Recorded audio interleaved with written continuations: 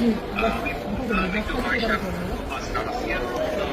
জি আসিয়ার শরীর কেমন আছে এখন? ভালো না, রক্ত ব্লাড দিচ্ছে, ব্লাড দিচ্ছে। আচ্ছা আচ্ছা আচ্ছা আচ্ছা।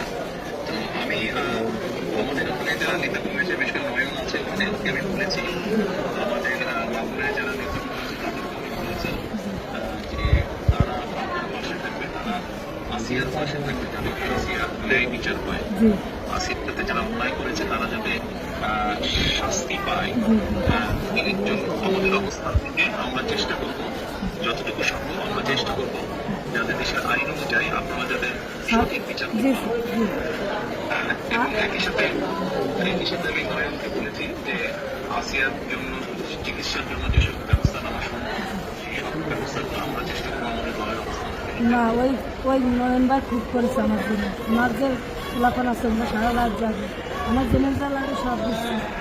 মানে ওনার নির্দেশে করেছি। আপনার কাছে একটু আবদার, যেমন ছোট বলি আপনি যদি দেখতেন ওই বুকগুলো খাইয়ে বিক্রি করেছে, তাহলে আপনার আমি কেন রাখতেন যে ওরা কি জঘন্য খারাপ ব্যবহার করেছে আমার মনে শুনে।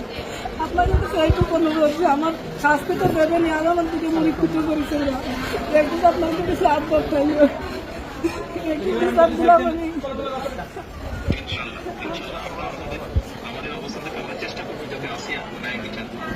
আমাদের সেই প্রচেষ্টা থাকবে। আপনি চিন্তা করবেন না, আসিয়ার চিকিৎসার জন্য যা কিছু প্রয়োজন আপনি যদি কিছু মনে করেন আমাদেরকে জানাবেন। ঠিক আছে?